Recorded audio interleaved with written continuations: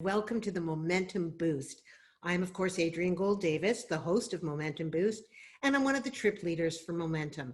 So at Momentum, we want to inspire you to live your most meaningful life by connecting to Jewish values, by engaging with Israel, by taking action, and by fostering unity, but without uniformity. And today, we're going to connect to Jewish values and explore how each and every one of us can be a leader in any setting and in any circumstance. So let's get started. It's time for today's boost. And as always, if you have any questions, just enter them in the Q&A box that Zoom provides and we'll monitor it throughout the webinar. So today I am so thrilled to welcome the wonderful Nili Couzens. Now, Nili is the founding director of Jewish Life Seminars. She's an international Jewish educator. She's a motivational speaker, and she's, of course, a Momentum trip leader. And she's one of my favorite human beings on the planet. For almost 2 decades, Nili's been inspiring audiences around the world, from South Africa to Greece to 35 cities across the USA and Canada, and at many, many universities too. She is simply the bomb. Welcome, Nili. Hey, okay, there we go. How you doing, everybody? I'm so excited to be here. As Adrienne said, let me just fix my screen. There we go. As Adrienne said, we're going to be talking about leadership, but I really sort of want to shift this because what does a leader mean? A leader just means someone people follow. And sometimes we make it much bigger than it really is. And then we think, well, I'm not in that category because I'm not having that much of an impact. But I think it's a really small thing. And I think if we can sort of, make it smaller and then step into it, we'll be able to empower ourselves, which is really what I think, this moment in life is really all about. So there's 2 ideas I want to share that sort of dovetail off of each other. Right now in the world, I don't need to tell anybody how things are totally being shaken up. But I do think that, there's a 1-2 punch going on.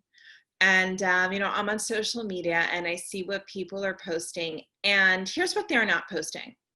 They're not posting, I feel so lost. They're not posting, gee, I don't know what to do today.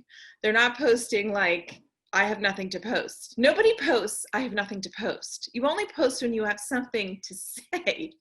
But what you're not seeing are all the thousands and gazillions of people that have nothing to say, so they aren't posting. So I think that this whole, first worldwide pandemic, and then, all this protesting and various levels of mayhem that are going on all over the place, I think it's a real 1-2 punch of us feeling not in control of our lives. So it's a very Jewish idea that we never were, but believing that and living it on a day-to-day are very different. So there's a Jewish saying in Pirkei Avot, it says, it's not up to you to finish the job, but you're also not free to stop. It's not up to you to finish the job, but you're also not free to stop. So free to stop, what does that mean exactly? So in Hebrew, it's lihi batel mimena, which like to cancel it out doesn't quite translate, but it means like to stop doing it. So there's 2 ways that I've heard that explained, and I think they go perfectly together. The first way I've heard that explained is it's not up to you to finish the job, but you're also not free to do nothing. Do something. You don't have to do everything. You don't have to change the world. You don't have to fix the world, but do something, throw that 1 starfish back in the ocean. That's one understanding. A second explanation I've heard of it is it's not up to you to finish the job, but you're also not free to ever stop trying, which means you can never quit. So the first understanding is start, do something. Don't just throw up your hands and walk away and never start. Start, do something. And the second understanding is, and never stop. Never stop trying. So what that does is it gives us sort of an entry into, you don't have to solve everything, but you got to start and you can never stop. Don't ever give up. Don't ever quit. So that puts us very much in the driver's seat of our lives, but not control. what's the difference? How can you be in the driver's seat of your life, but yet but not in control? How do you live that sort of like paradigm? It doesn't seem to make any sense. So this is a true story. This happened to me when I was little. When I was like, I don't know, maybe 6 years old, I don't know how old I was, really little. My father, Oliver Shalom, who passed away about 15 years ago now, gosh, it's a long time. When I was little, my father would sort of have fun with us, and he would take us to like empty parking lots, I guess like on a boring Sunday, and he would let us sit on his lap and steer the car in this empty parking lot. So this is like back in the 70s, before anyone knew what a car seat was, or even what a seat belt was. You remember you would fall asleep in the front seat, you know, on your parents' lap, right? So like way back when that was perfectly safe and okay to do. So we would sit on my father's lap and we would steer the car in a parking lot, you know, an empty parking lot. So I remember one time, it was totally fun. We loved it. Daddy, can I drive? So I remember this one time, we're in a parking lot, and in the parking lot, there was like this decorative stone bridge that went over like a natural stream that ran through the parking lot. And it was sort of like a 1-lane bridge, and you could just drive over it. Probably it was, you know, 1 car length or 2 car lengths long. It was really just like a pretty bridge, 1 lane, and you were done with it. Okay. So I'm driving the car, sitting on my father's lap, and we're heading toward the bridge. And I'm like, I don't know how to drive. I'm like steering. So I'm thinking, how am I going to get over that bridge? And I like remember this moment. And I was really, you know, in my 6-year-old intensity, like, I'm going to do it. And I'm like concentrating and steering and a little scared, a little freaked out, trying to navigate over this bridge. So of course we were like not going over the bridge. We were heading into the stream next to the bridge, right? But I'm like, I'm going to do it. And I can't do it. And I see the car is not heading towards the bridge, and I'm starting to panic. I remember feeling panicked and trying harder and trying harder. And then I remember my father like jerked the steering wheel. That's what seemed like the last minute to me, and we safely went over the bridge. So here's what was going on. I was trying so hard to do it myself, to be in control, that I wasn't realizing my father had the wheel. It wasn't up to me. He was right there. But in my intensity of gripping the wheel and insisting in my own mind, I have to do this myself, and I have to try harder, and I'm failing and freaking out, my dad was right. I was sitting on my dad's lap. Like, he had it. But in my trying to do it myself, I was like going to crash the car, that he had to jerk it away from me, you know, with this suddenness. And then we safely went over the bridge. Now, it probably wasn't as dramatic as all that, but to a 6-year-old child, it was. And I was like, you know, it's fine. I got it. You're fine. Drive, you know, and I kept driving it, and that was it. So what does this mean for us? You know, the difference between 6-year-old me to my dad is nothing compared to us to God. You can't even compare it. Us to God is a much further jump in intellect and capability and knowledge and care for us, and how much power. There's so much more. So we're in the driver's seat. We have to do things in our lives, but we have to know we're not in control. So enter, you know, current events, global pandemic as Act 1, and Act 2, protests and all of these conversations that we're having, and the looting, and it just feels like mayhem. It just feels like, what just happened to our world? How did we get to June of 2020? It just feels like it could give you vertigo. The way that people get self-esteem is by doing the right thing, by doing something, by creating something, you know, by thinking the right things. You don't get self-esteem from that. You know, Judaism is a religion of action. We always say this. If you think you're a charitable person, but you never actually write a check or give of your time or volunteer ever, guess what you're not? You're not charitable, because charity isn't an idea. It's not a belief. I mean, it is an idea and a belief, but if it ends there, nothing happened. It has to be brought into the world of action. Same thing with us. We're people. We need to do something. And number one, the pandemic made us stay in our homes, which sort of disempowered us. And now the whole world, I mean, I guess mostly in America, right? But I'm an American, so that's what I'm talking about. And I don't even live in America, and I feel the effect of it, of just what happened to law and order and what happened to what I expected. And everything seems to be sort of shifting. Even just being home, you know, relationships have shifted by staying home with the people that you live with and nobody leaving. You know, you either realized how close you are, how much they mean to you, how important these people that you live with are to you, or you realize maybe how different they are and how much space has sort of crept into this relationship. Either way, there's been seismic changes all over the place. How do we navigate that? How do we navigate? Everything's moving, everything's shifting. And I want to be a leader. I want to be a person of action. I want to create and impact the world. And yet, I don't even know what's going on. How do you be in the driver's seat and realize you're not in control? So I want to share a story with you. This story I got from a TED Talk. The guy's name, I think it's Drew Dudley, but I could be getting it wrong. But if you want to see him tell the original story, please go to TED Talks and Google Lollipop moments. So Drew, if I'm getting his name right, I'm going to call him Drew. Drew tells this story. He tells the story. He was finishing university, I think one of his last days at school. And this girl he's never seen before comes up to him and she says, "You probably don't remember me, but I know you're graduating and leaving school soon, and I wanted to thank you because you changed my life." And he's like, "What are you talking about?" So she says, "Here's what happened." So she tells him this story.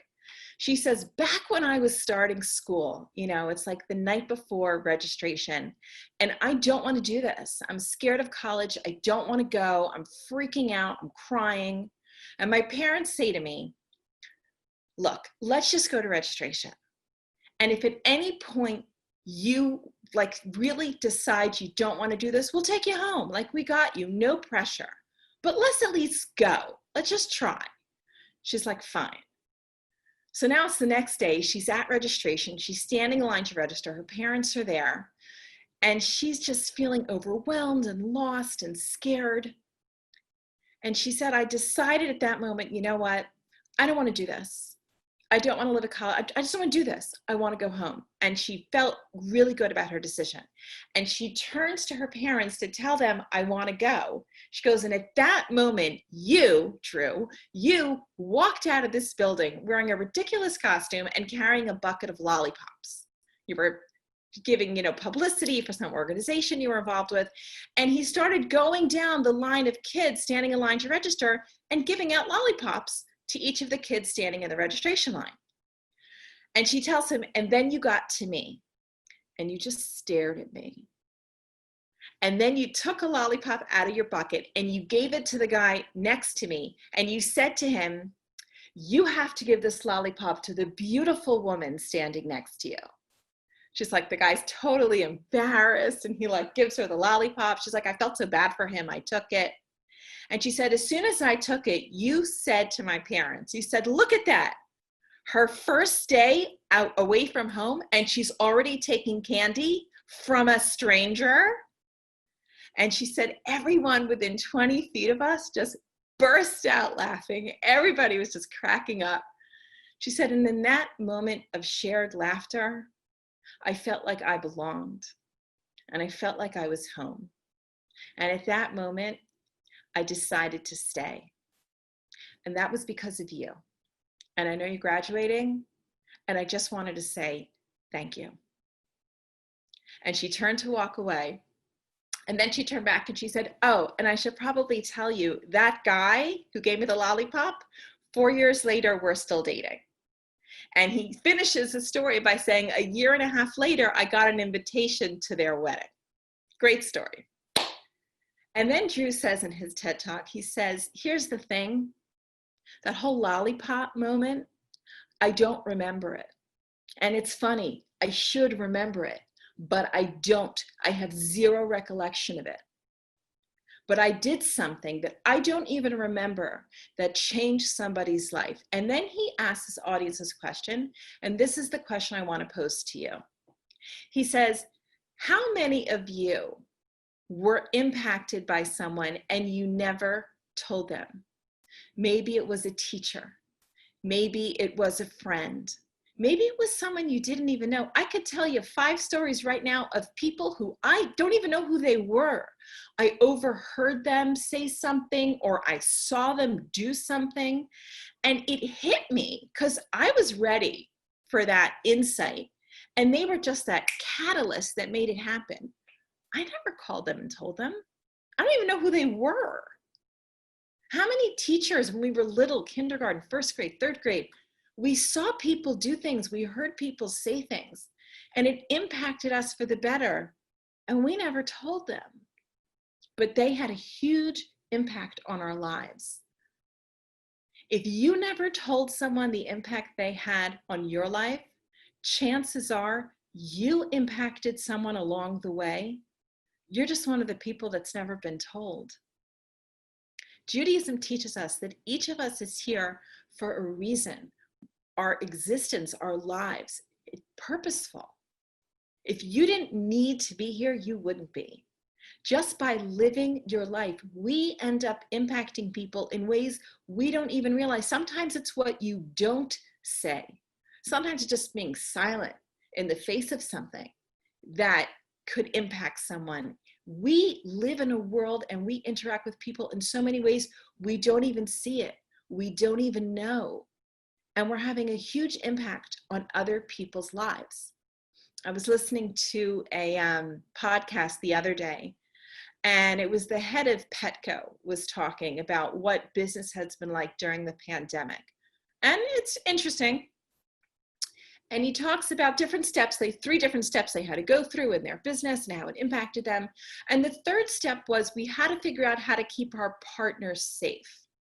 And I'm thinking, who are their partners? And he goes, our partners are like the lifeblood of our company. They are the most important part of everything we do. And I'm thinking, like, who are their partners? And then I realized his partners are his employees, like the 17-year-old who works after school and runs the cashier. And like, that's who he's calling his partners. And I'm thinking, like, he's right. When I walk into a pet store to buy dog food, I don't know who's the CEO or the CFO or the headquarters. I don't get that. All I get is the cashier is my entire experience of the store. So when here he could be saying my employees, my part-time employees. He doesn't say that. His mindset is my partners. That's leadership. How we see other people, just that alone is leadership. How do you see the people around you, your kids, your employees, the milkman? How do we see people? The way we see people begins to become how they experience themselves. If we can see the best in other people and they feel that way about themselves, they rise to that occasion. They become better because we see them better. So here's what I want to leave you with. It's sort of like an open-ended question. It's sort of like the unfinished symphony, because this is an unfinished story. Who you are and what you bring to every moment. You know, I could talk to you about, oh, it's in the small things. I could do that. Or I could talk to you about like how you can, there's a comfort in the uncertainty. There's a comfort in it's not all up to us. It's not all how we impact everyone and what we think about and what we do. Sometimes it's just how you see another person, how you show up. The moments you don't remember are impacting other people all the time. As we go through, I don't know what the future is going to hold. but I know we're going to go through it together. I hope that it's all up, but it could be bumpy. You know, the past few months have been bumpy. It could be bumpy. Leadership doesn't have to be that we have all the answers. I don't have all the answers. Leadership does not mean that. Leadership means that we show up and we lean in. We don't have to finish the job, but do something and never quit. So I'm going to finish there. I'm going to invite Adrienne back. Maybe she has some questions from the audience that have been posted on the chat. Let's lean in and go with that. Nili. So of course, before I ask questions, I have to share something which I believe I've told you before, but now I want to tell all of Momentum Land. It's so true. You were my lollipop moment. I went to a conference. And I don't remember this. I do not remember this. I don't even think it was me, but go ahead. It was totally you. It was 20 years ago. I went to a conference, a Jewish conference. I was completely outside of that world. And there was this beautiful young woman speaking in a breakout session that I randomly strolled into, really randomly. And you were so articulate and so poised and so intelligent and so attractive and so warm. And I thought, I think I could be like that. I would like to be her. And that was completely outside of what I was doing with my career at the time. You talked about a story about the idea as if you were in the outback of Australia and you offered a Smithsonian level antique silver spoon that was dented or broken, or a brand new $1 one from Kmart, a person would generally there, without knowing the value of the other one, choose the shiny fresh one. And it provoked, much like your story about the wheel with your father, a series of thoughts in my mind that made me question who I could be, what I valued. You were my lollipop. And I do not remember that story. I mean, that Kmart spoon, I remember that story because I know that class. But I mean, what an honor to even think that a class I gave, you were in and inspired you to teach. And now you're my role model. Like, I aspire to be like you. So, oh, I mean, just stop. Just stop. Yeah, keep going. But really, that's such a great example of, and Lori, who's not here, but I used to introduce Lori as, thanking her for living her life because it helped me live mine. Because she was this pioneer teacher. She's a little bit older than me and she's a little bit ahead of me. And I was able to have a role model to be like, wow, she's doing it. Maybe I could do that. So it really is, I mean, there you go. We're so interconnected. We're lucky that we know each other's impact, but think of all the people that we don't know. So here's some questions. Would you suggest that, and some people have asked, would you suggest that a person search their consciousness, search their history for moments of lollipops, and to aggressively search out the person who handed that lollipop to them and tell them? Why not? I mean, why not? Gratitude is so crucial to being a healthy person.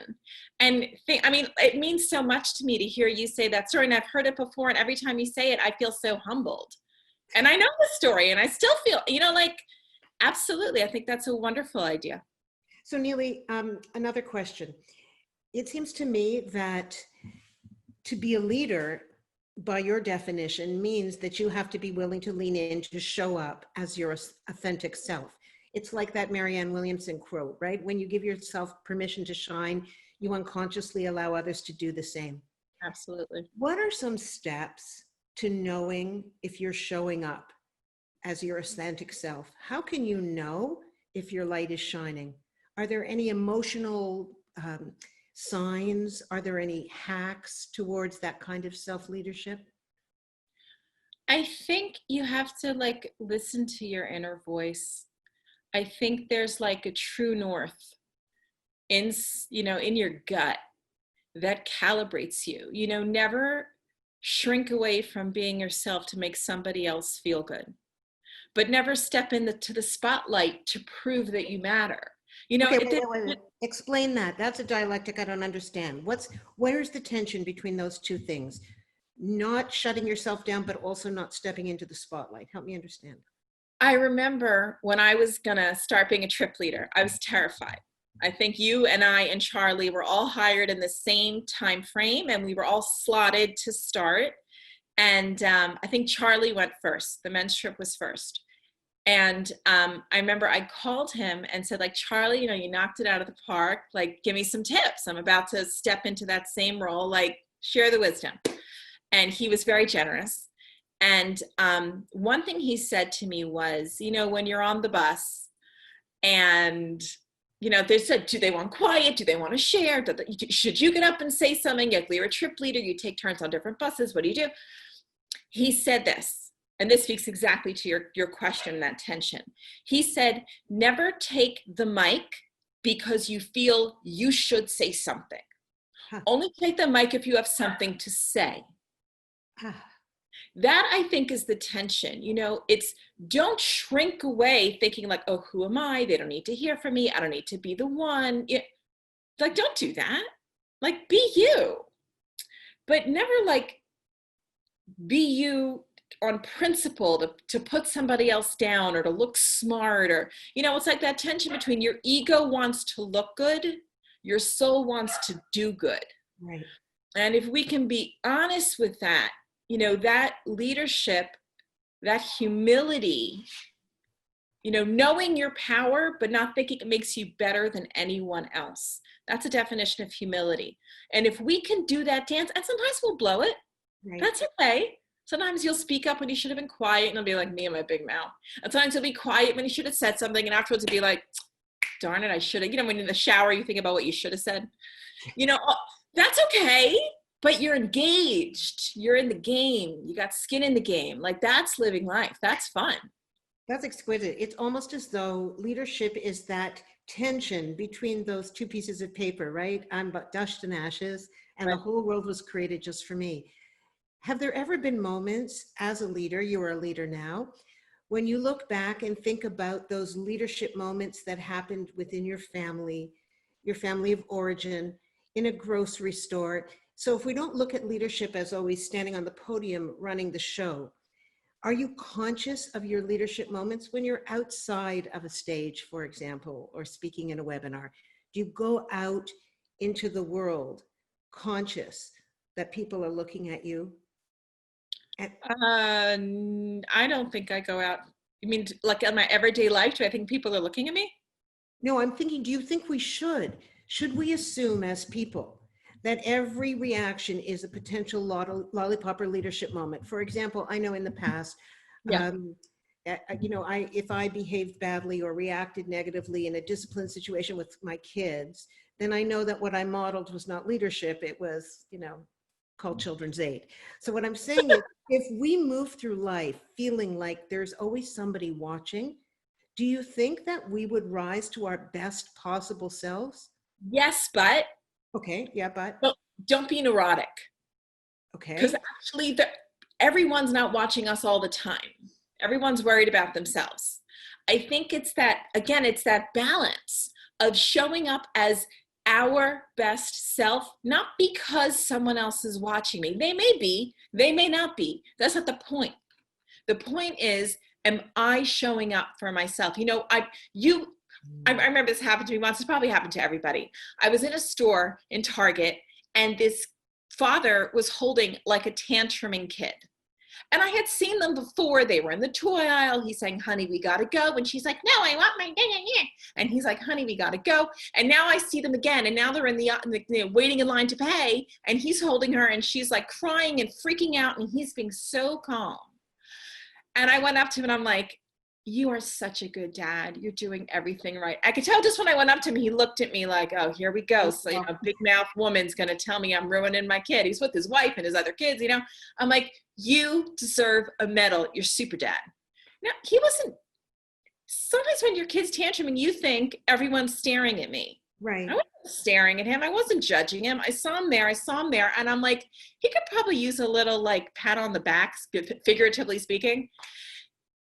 It's not that other people are judging us. It's that we have to show up. If somebody's judging you because your kid is screaming, not your problem, not your issue.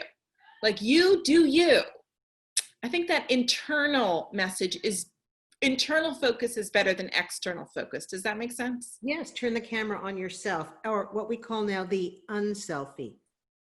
Oh, is that a thing? Yeah, it's a new thing. I'm in Israel, but I don't know if that's reached. Is the unselfie has not yet reached Israel? You'll get it. You'll get it soon. I promise. It'll happen soon. Nili, thank you. I have to say that thinking of leadership as a personal calling of showing up, some of the things you said, I'm just scrolling through the chat here for a minute.